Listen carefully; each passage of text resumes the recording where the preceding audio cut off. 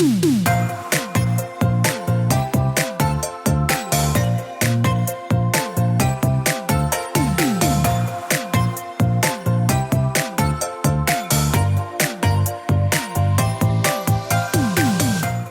to the Plant-Based Podcast. Did you know that plants are truly amazing?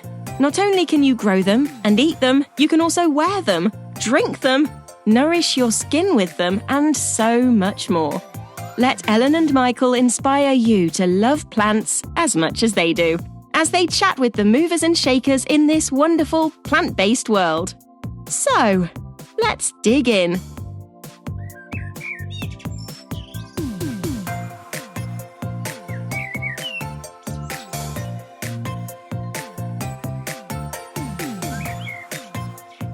Hi everyone, it's Ellen Mary, host of today's podcast episode. This is the last of the special episodes that Michael and I have been doing solo. I've said before, it's been really weird doing them kind of without my partner in plants, but also really, really good fun. Michael's been recording episodes to do with his passion, which of course is about plant breeding and plants in general. And mine have been about plants for well-being. So just as a recap, I have had a great podcast chat with Ashley Edwards, who's a head gardener at Horatio's Garden. Also really enjoyed chatting with Lindsay Cobb from Trees for the Future about forest gardening and well-being, and also had a really good chat with the Wellbeing Fellow from the RHS, Dr Lorianne Chalma-Pui, about dose gardening. So yeah, the more you garden, the higher your well-being score, and the research proves it, so that's good to know. But those 3 episodes are now available in the podcast library, of course, so please go download them and have a good listen. They're all feel-good episodes. Now, before I tell you about today's episode, I'd just love to let you know again about the walk Michael and I are doing for charity, which is coming up on the 16th of September. It's 20 miles. Now, I have been doing some training. I've done quite a few 6 or 7 miles. I've done a 10 mile and a 14 mile, and then generally stretching the legs in between. So the 14 miler is done now. I'm not doing anything more than that until I do the 20 miles in a few days. And honestly, I'm not entirely sure my legs are going to carry me. We will see. But I've got my walking shoes ready. I've got the electrolytes in my water bottle to carry. So there's a team of 4 of us doing it. We're doing 20 miles along the Marriott's Way in Norfolk, and it's all for a charity called The Feed, who are based in Norwich. And their mission, it's a big mission. It's to prevent poverty, homelessness and hunger in the city and around the area. They mentor people back into work. So they have a cafe where they teach people cooking skills, but also customer service, giving people some motivation and some confidence and all the kind of skills that come with being out in the working world. And that program is a mentoring program that puts people back into work. And that's really incredible. They're an absolutely lovely charity. £600 is what it costs for one person to be put through that program and go back into work. So we are raising as much money as we can to put as many people as we can through that mentoring process. If you can sponsor us, we would be so appreciative. The links are both in my bio online and Michael's on Instagram. Michael's Mr. Plant Geek and I'm Ellen Mary Gardening. And we would love it if you could sponsor us. It will help us keep walking those 20 miles, and every single penny counts. So today's episode, it's a feel-good episode. That's what all the well-being episodes have been about. But this is a lovely upbeat chat with someone very, very special on the podcast. And we talk about wildlife gardening. We talk about research into the well-being benefits of gardening. We talk a bit about climate change. We generally have a really nice upbeat talk about our positive impact on the world and how gardening can really help your well-being. I hope you enjoy the episode.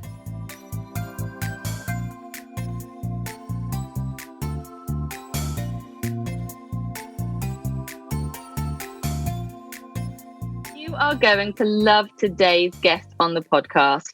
Perhaps you've seen him on Lorraine or on ITV this morning as the celeb GP or as an ambassador for the Wildlife Trust and Butterfly Conservation, and along with so much more, including as a best-selling author.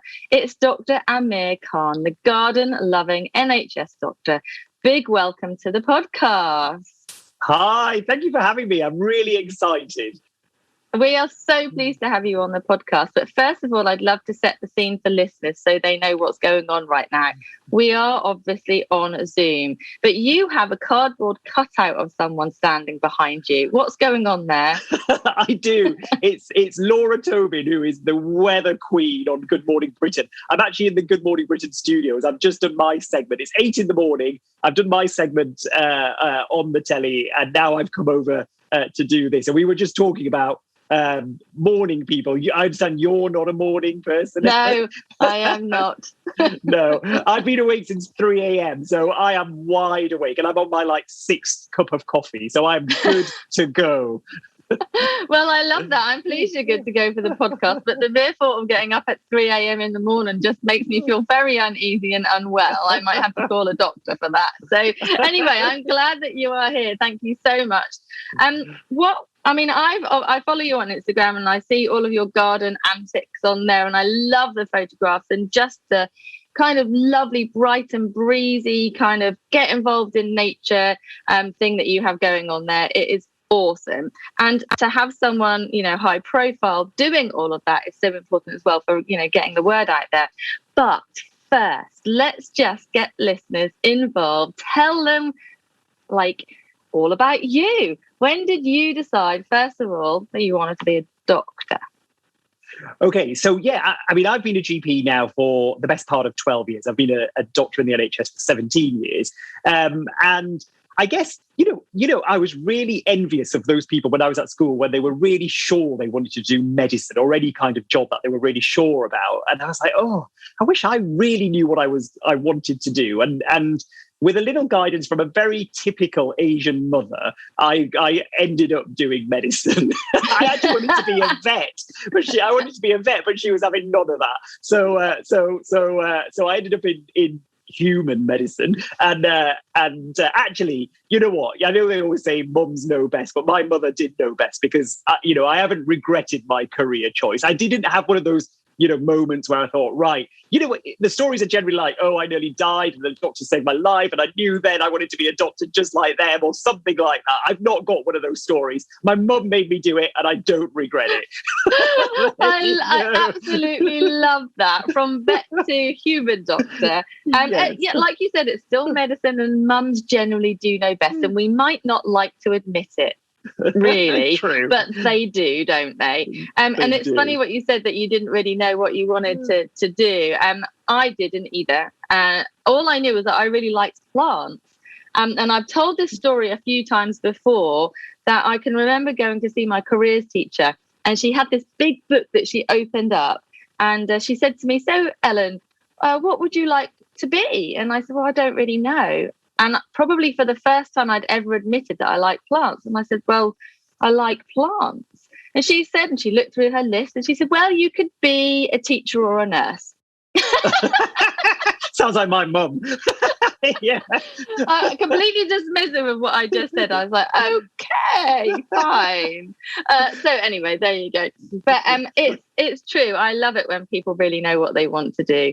I think that's really cool. But if you don't, there's always ways and means of finding your career path. Yeah, you always end up where you're supposed to be, I think.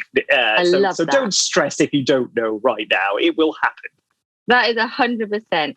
So, in your world of doctoring, when did you start loving plants? How did that come about? Have you always loved plants, or is it a new discovery for you? What happened? Well, it's a relatively new discovery, if I'm being honest. So growing up, I grew up in Bradford, and we're a large kind of working class family, mum and dad. I've got 6 sisters, and we lived in a kind of a small house without a garden. It was a back-to-back kind of house. It was a great childhood. We had a lovely time, but we didn't have a garden. We didn't have access to green spaces and plants on our doorstep.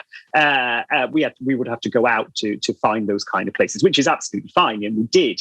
And it wasn't until I actually, bought my own house and had my own garden that I really discovered how amazing gardening is for your mental health, for your physical health, for your well-being, and then how that kind of widens up, when you start putting in the right plants. And I have had a lot of failures when it comes to gardening. I think every gardener has, haven't they? Yes. And so when you kind of find that, the garden that works for you, the plants that work for you, and I'm a really big fan of wildlife gardening and all the benefits that brings. And it slowly dawned on me as I was gardening, as I was introducing more plants and wildlife to my garden, that I was feeling so much better. And then as a doctor, as a medic, as a scientist, I wanted to know about the evidence behind it and the science behind it. And then I really got into that. And that's what made me think, right, I've got to spread this, because lots of people spend time in green spaces, with nature, in their gardens, planting things. And everybody kind of knows that, yes, I feel so much better after having done that.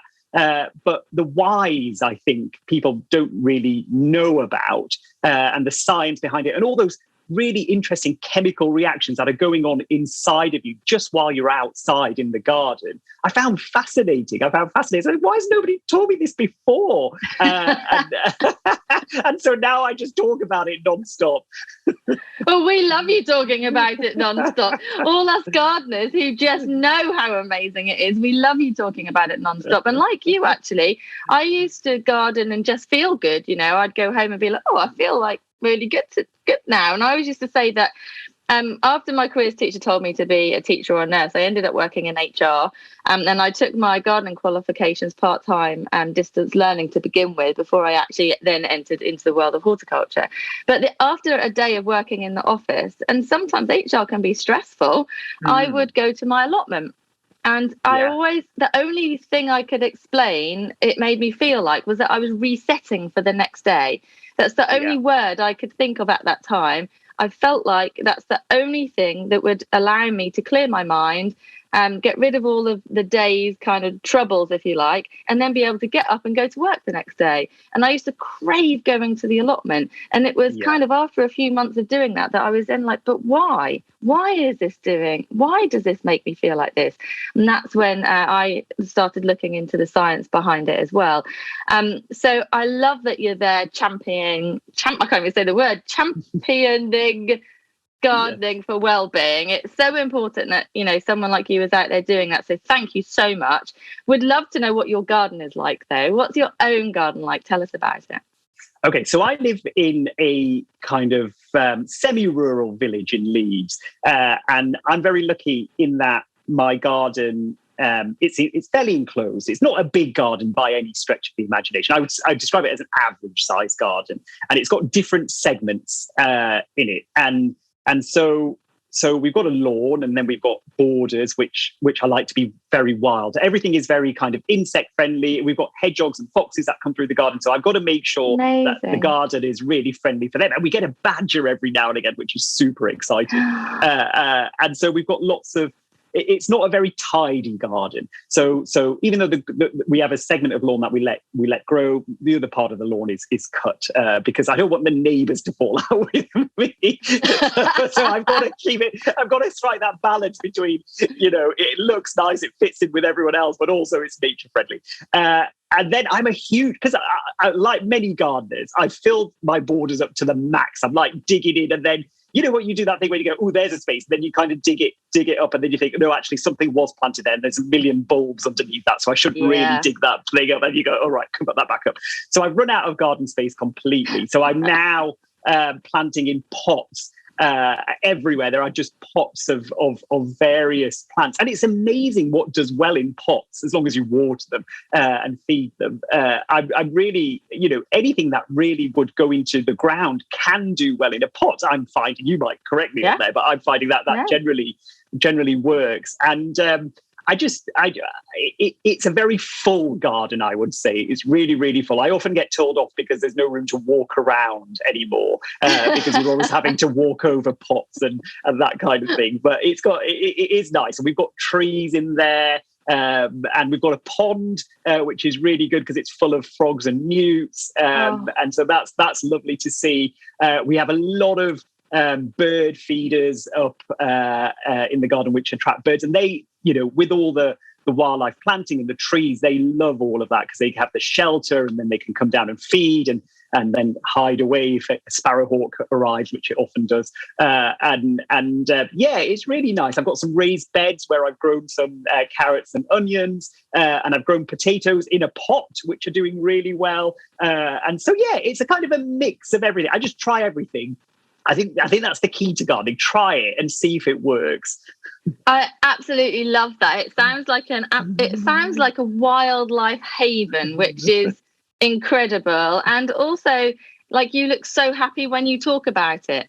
We've got this and we've got pots and we've got this, and hedgehogs come and I just plant this everywhere. And that's what gardening makes you feel. It just makes you feel so excited and good. And obviously your garden is full of biodiversity as well, which is really interesting, because obviously that's really important. And I think in a little while we'll talk a bit more about how important our impact is on the planet through gardening, but also the recent research done by the RHS into dose gardening, which again maybe we'll do that now.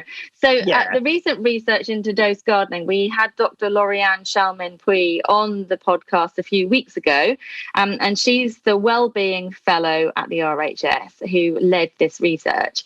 And they found that gardening 2 to 3 times a week improved your well-being score against anyone who doesn't garden at all.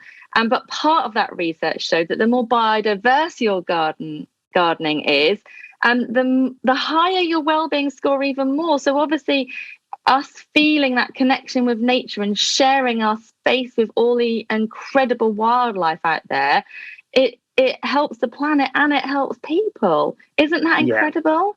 It's amazing. And I think there's been research prior to that suggesting that gardens actually have more biodiversity than some nature reserves as well, if you get your garden right. So I think it is really important in the absence of green spaces in the UK, and the Wildlife Trust say this repeatedly, that the UK is one of the most wildlife depleted countries in the world. That's crazy, in the world. And part of that is because of agriculture, loss of space, housing, all of that kind of stuff.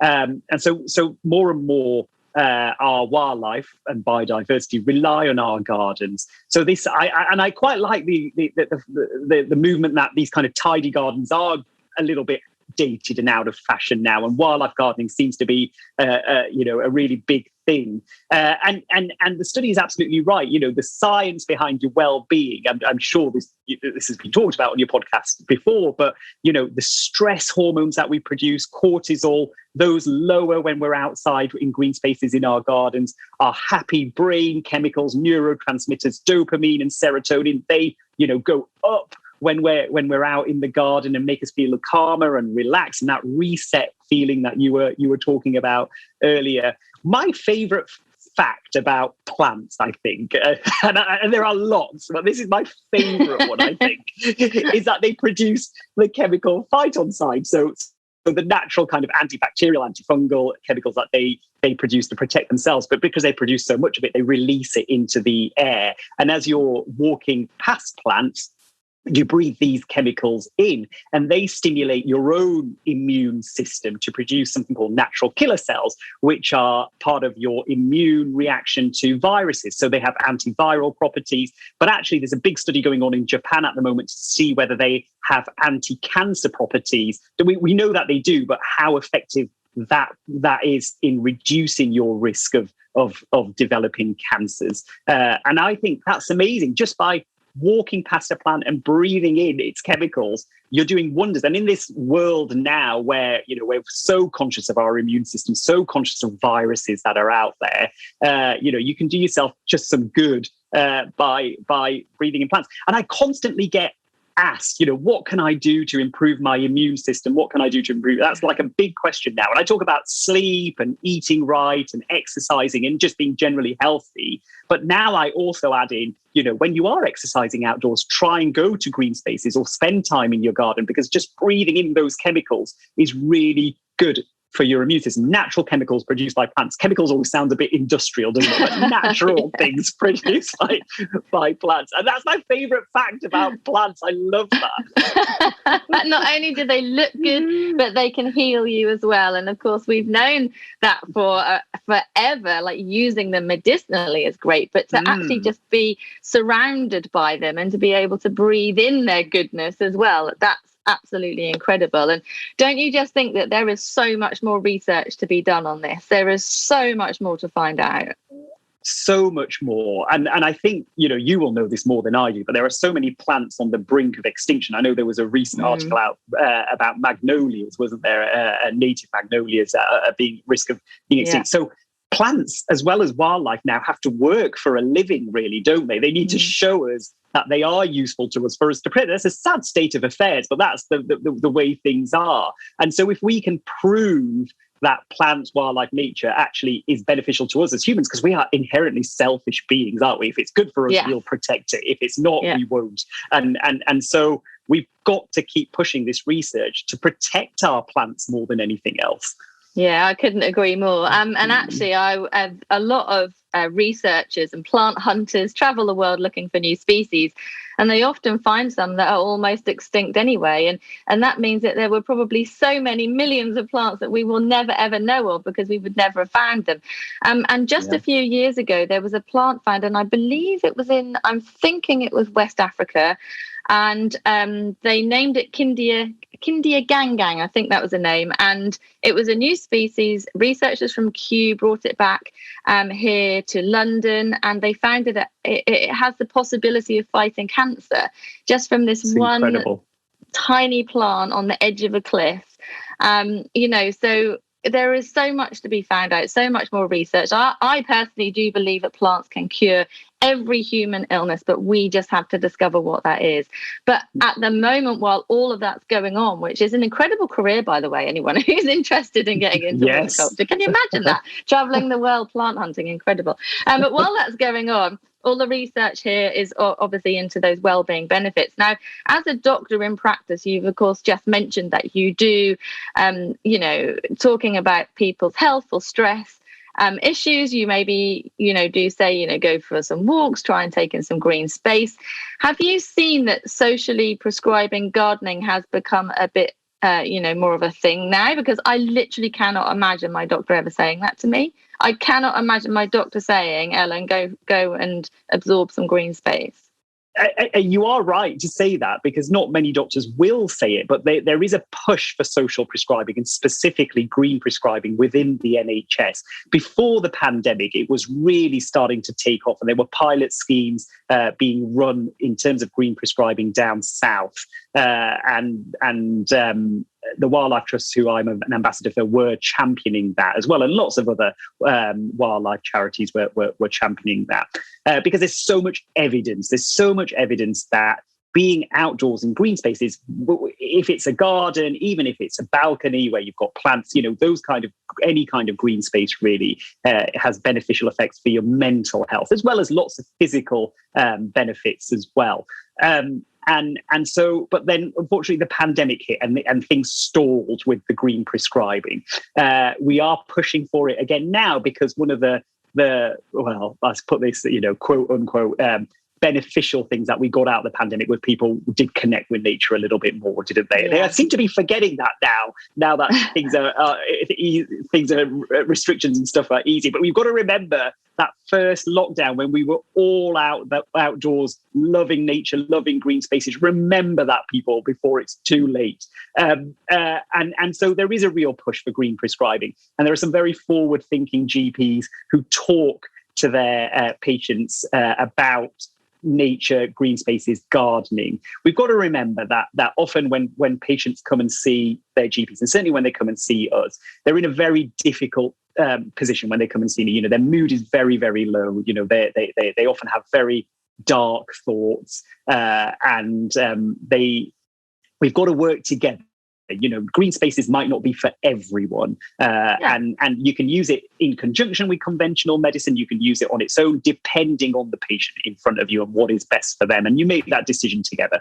But I think it's important patients and everyone really are informed about the benefits of green spaces, because they need to be able to make that decision for themselves as to whether they want to go out there and experience the benefits that people can get. They may not be in the mind frame to do that straight away, but maybe when they slowly get better or feel better, they can then go and embrace that. And I think if you don't give them that information, then you're not really doing them a good enough service, because you're prohibiting them really from accessing a form of treatment that they may have benefit from. And I don't think that's right. So I think we have got to push that as much as we can. And it's a difficult conversation to have because it's not so widely known about. So when I say to some of my patients, have you thought about taking up gardening? Have you thought about going for a walk in the park? Because it sounds so simple, they don't think of it as treatment really. And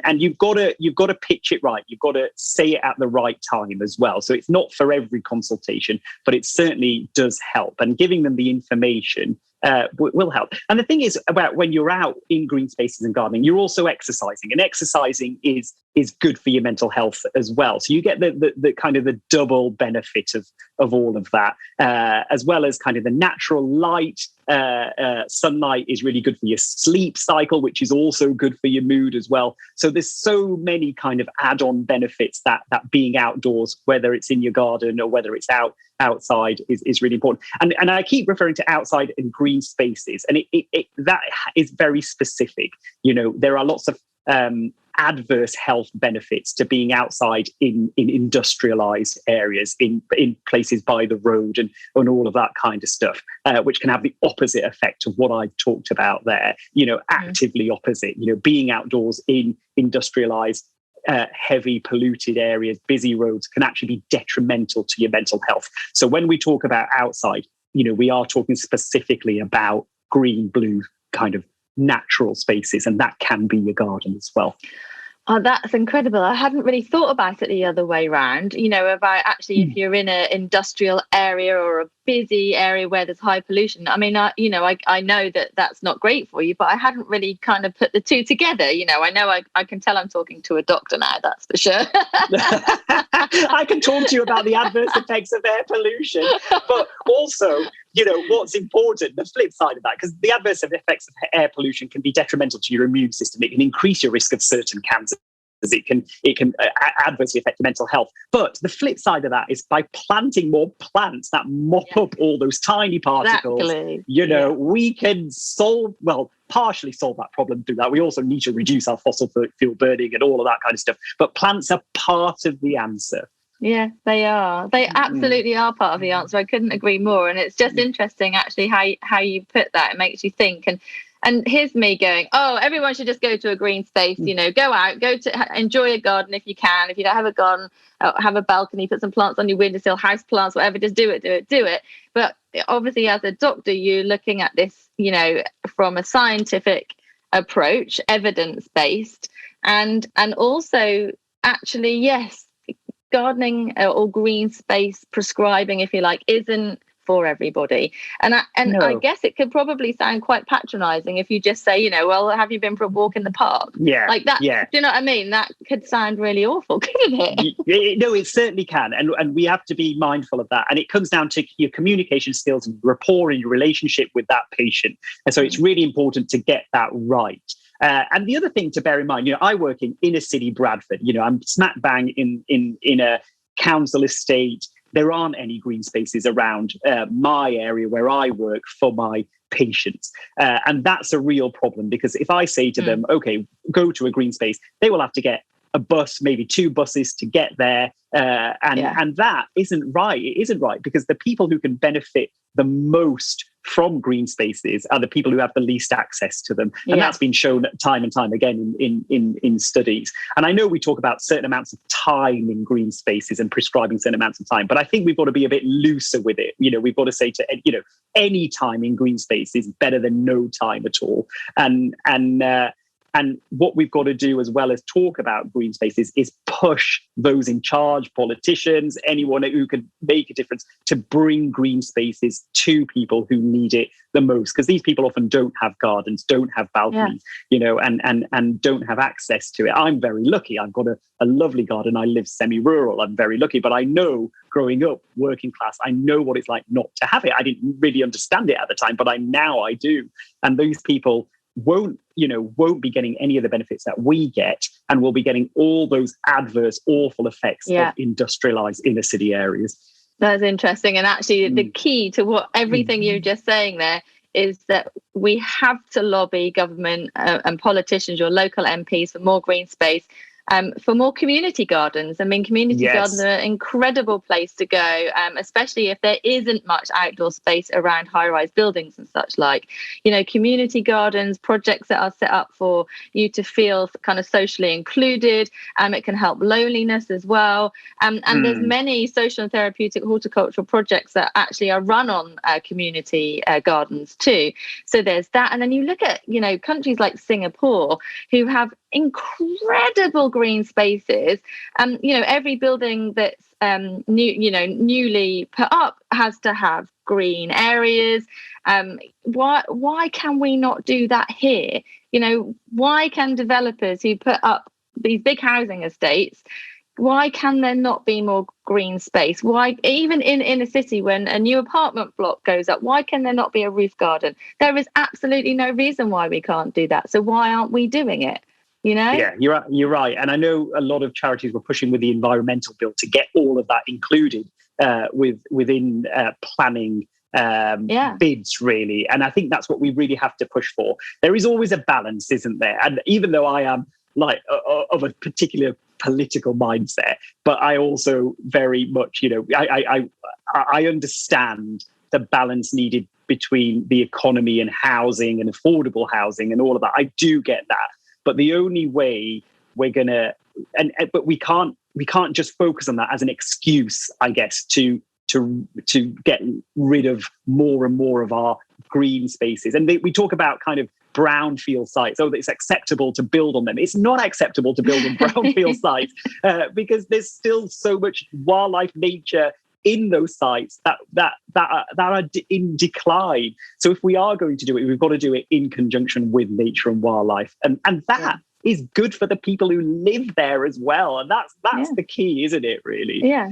It's about health. So it's about creating a more positive impact on the planet and looking after people's health. And we can do that with more green space. We absolutely can. So yes, I also understand we definitely need a balance. But at the moment, the balance is definitely tipped. Of course, we've got climate change and all of that. We're finding, more species are going extinct. And we do have some of the answers. We just don't do it, and it kind of blows my mind sometimes.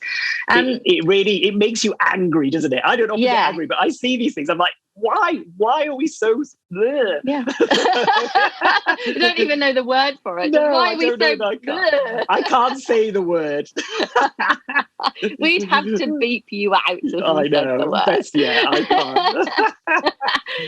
So actually talking a little bit about the climate as we just were, you are a huge advocate for the benefits of nature. You do this on TV, on social media. We have a personal responsibility, don't we, to protect nature, and each and every one of us can do that, can't we? We all have a responsibility. How do you feel about that? Yeah. So again, I think what we have to do is make climate change accessible to us all. There's different responsibilities for different people, isn't it? The big responsibility lies with the people who own these huge companies that are polluting our seas and our airs, and the politicians that are allowing that to happen. And sometimes when you think about climate change as an individual, you just think, well, I can't do anything about that. And it's all overwhelming. And then you end up just not thinking about it or contributing to it. And I get that, for many years, I felt like that. And then there's the little bits that we can all do that some people think don't make a difference, but do make a massive, massive difference. And yes, making your garden wildlife friendly is really important. I can't stress that enough.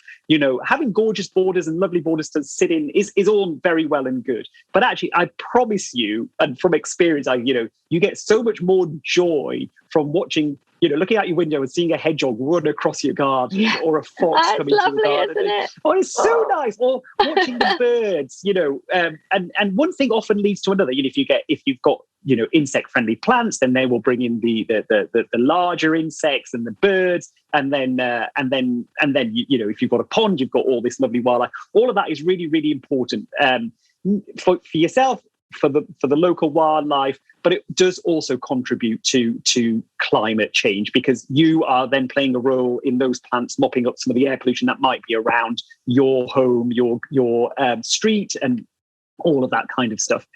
And then it can't just stop there, can it? We've got to do our own bits. We've got to talk about fossil fuel burning, what we do. These kind of the things that I know are really fashionable for things like coal fire burning in homes, burning wood, log burners in homes. All of those kinds of stuff do contribute really significantly to air pollution and climate change en masse. If we're all getting trendy log burners, we are all, putting all that out into the atmosphere and reducing our air quality. And so we've got to think about all of those little things that we can do. And really easy, simple thing, composting, so important, so good, so easy, recycling, all of those things that we all think we can't make a difference, but we can, we really can. And we've all been programmed in a way to think that we have to live this way, over years and years of programming by the government, by the media, by advertising. We've been told, right, you can't do this and you have to live like this. And if you don't get this, if you don't get that, you won't have the same luxury life that, we want you to have. But it's just nonsense. It's just nonsense. We've got to fight against it. I know I sound like a crazy person, but you've got to fight against it. You don't sound like a crazy person. It's just the way we've been programmed to think that. And it's just not true. We can do so much better. We can do so much better. And I always do think, just don't believe everything that you read, go and research things for yourself, find out how you can do something a better way, and kind of question everything that you're doing. But you were saying kind of about wildlife again, and we'll come back to that just briefly, because, sharing your spaces is just so important, but it's so empowering.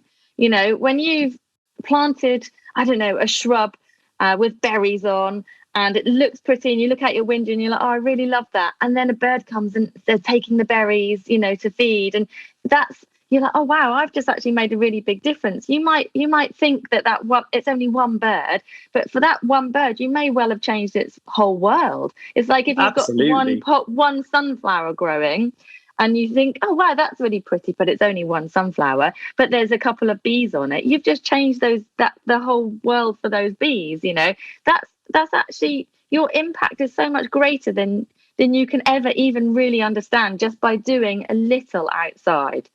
Yeah, that's absolutely right. And you've got to remember, those bees and those birds have less and less wild spaces for themselves to forage for food. So by you doing that, you might then have saved or, enhanced that animal or insect's life, and they will then go on to reproduce and produce more birds and bees. And those kind of things make a massive difference. There's nothing I love more, I think, than watching birds that I've seen come to our garden bring their young to the garden and show them the feeders. Oh, it's exciting, isn't it? It's so nice. And they've got those kind of, you can tell that they're juveniles, because they've got those kind of little fluttery wings that just flutter and they just cry while they open up their mouths and cry for their adults to feed them, even though they're standing right next to the feeder. It's like, you can do that. It's like me and my mum. I was like, Mum, I can't be bothered. Just bring it to me. So bring me the food. Yeah, I'm staying here. But it is a lovely thing to see. I absolutely love that. So just before we finish up on the podcast today, which I feel has been a really lovely feel-good podcast, which is great, because that's what all these wellbeing episodes are all about. Do you have any specific tips or advice that you can give listeners about home gardening, specifically for wellbeing? What kind of activities could they do in the garden, practical activities that would make them feel good? So I know this is a podcast about plants, and I don't profess to be an expert in plants. And there are a number of, but what I would say is, the well-being side links into plants and nature and biodiversity. So plants that are really good for nature. So really easy ones like lavender and echinacea and all of those things that will bring in lovely insects, but also put things out for the animals, put food out for hedgehogs. They are really struggling, and put food out for birds because they are struggling. I know you might see lots of birds in certain places, but they're not everywhere. And if you can do something in your garden, and trust me, you will get addicted to watching them in your garden. You really do. You just stand at the window and go, oh, wow. And it won't happen overnight. Everything is a process. Birds need to know that the food is there. They need to know that the area is safe. And so things take time. And it's the same with hedgehogs or anything that you're attracting in. Then honestly, the well-being side of bringing nature into your garden through plants and food is just immense, and you won't be able to quite put your finger on it, but it's there. Yeah, I love that. You can't quite put your finger on it, but you just know you feel it. And actually, at this time of year also, it's a really good point for listeners to remember that you don't have to cut back your garden now. So some plants and flowers will be kind of coming to the end of their beautiful, colourful flowery life. But if you leave your perennials in at this time of year, they will go to seed, and that can provide homes and food for insects over the winter months. So as you were saying earlier on in the podcast, having a slightly wild garden or just a whole big wildlife garden, that's a great thing. You don't have to trim your lawn, really short. You don't have to cut back all of your plants. You don't have to clear up. And actually it means that you don't have so much work to do. You can just go outside and enjoy it. That's the best thing. It's less work. It's so much less work, and it's a bit like growing your hair. I think growing a wildlife garden. You have a lovely haircut, you look amazing, and then you want to grow it long for it to look even better. But you have to go through that in between phase, don't you, where it looks horrendous. So a wildlife garden. That's what's happening to my fringe right now. No, you're in the great phase. So a wildlife garden's a bit like that. You've got to go through the rough phase to get to the good bit. So just bear with it, and it will get there. I love that. Absolutely. It's brilliant. It's been really good talking to you. Thank you so much. I can't wait to go to my allotment every day, but today especially, I can't wait to go to my allotment even more. So where can our listeners find you online? Where can they link up with what you're doing? I'm on Instagram and Twitter as Dr Amir Khan GP. Don't get me mixed up with the boxer. That's what always happens. Really? I hadn't thought about that at all. But yeah. Oh God, I turn up to places. If I make a reservation in a restaurant or something, they're expecting the boxer. They're so disappointed when it's me. I will constantly apologise. Do you not ever say, "Don't you know who I am"? No. Oh no. All I say is, "I'm really sorry. I'm not the boxer." Constantly apologising. Oh, well, you shouldn't constantly apologise for not being a boxer and being our absolute favourite GP, plant-loving NHS doctor. Thank you so much for coming on to the podcast. We appreciate you spending the time with us, and I hope all of our listeners at home are just really excited to get outside in the garden, make a little pond, or if you don't have a big space, just a pond bucket. A bucket with your water and lots of pond plants and some stones so creatures could get in and out. That's enough if you've got a small space. Also, as Dr Amir Khan was saying earlier on, loads of plants grow really well in containers. You do not have to feel restricted if you don't have a big space. You can create beautiful balconies, lovely patios. And if you don't have any outdoor space, enjoy some house plants or look up your local community garden. I cannot recommend that enough. And I'm not a doctor. I can't socially prescribe that to you, but Dr Amir Khan says I can. Yes, do it. Thank you so much for coming on the podcast. Enjoy the rest of your day. Thank you so much. I've really enjoyed myself.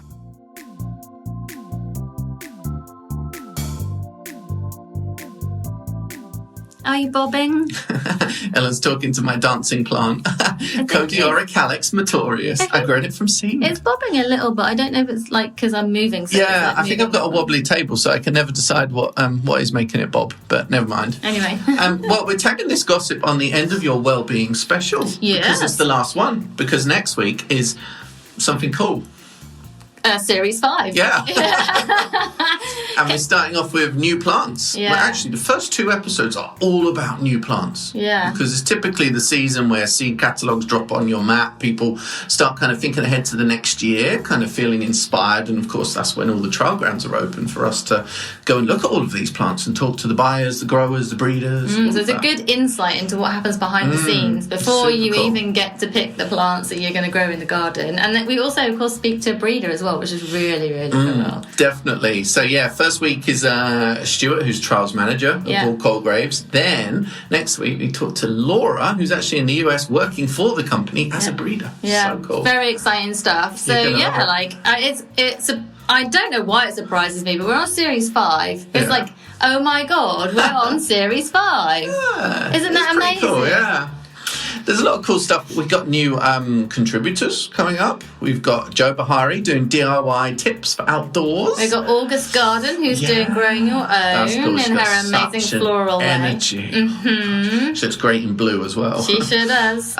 Who else? We've got 1 Minute Gardener. This is really exciting. So 5 Minute Gardener, some of you might know. His son, Teddy, is the 1 Minute Gardener. So Teddy is contributing to the podcast this series, and you're going to hear some children's gardening that is brilliant stuff. Yeah, it's good fun. And we've also got Nat on the nursery. So we actually got a live kind of little segment once a month from Nat, who works on a nursery near Southport, and we want to hear kind of behind the scenes, what's going on, how she's looking ahead to the different season, kind of all of that jazz. So. I think in this series it's quite interesting because we're covering a bit more about behind the scenes, which we haven't perhaps done so much in previous series. You are right, Ellen I think Mary. it's quite important to know where your plants are coming from, like how the magic happens. Definitely. So the series is excellent. We've got lots of different things to talk about. Vegetables, we're delving into that world a little bit.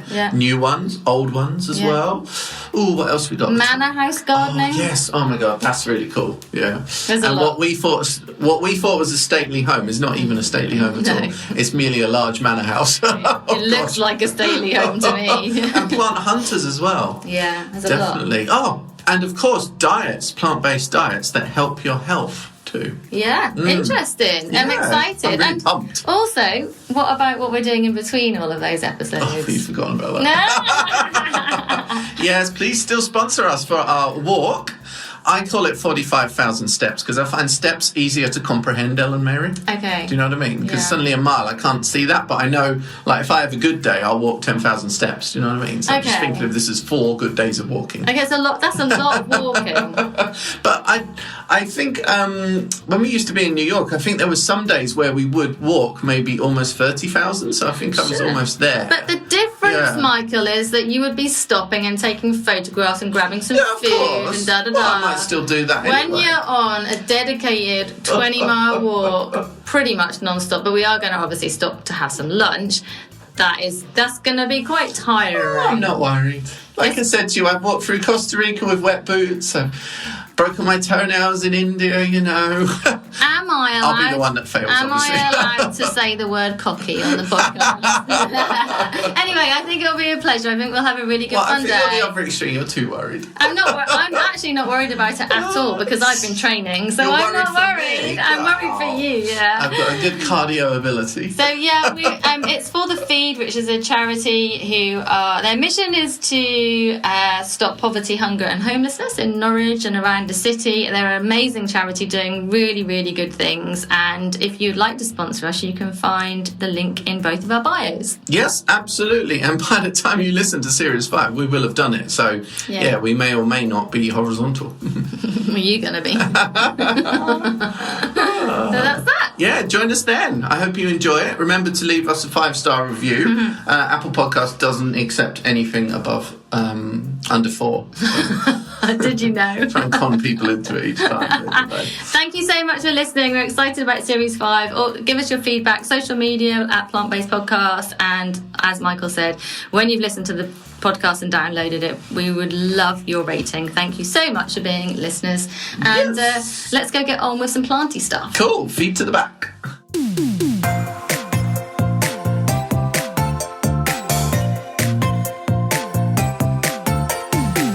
The music for the Plant Based Podcast is part of the song Grow by Mikey James, and our editor is Gareth Patch of Semi Echo.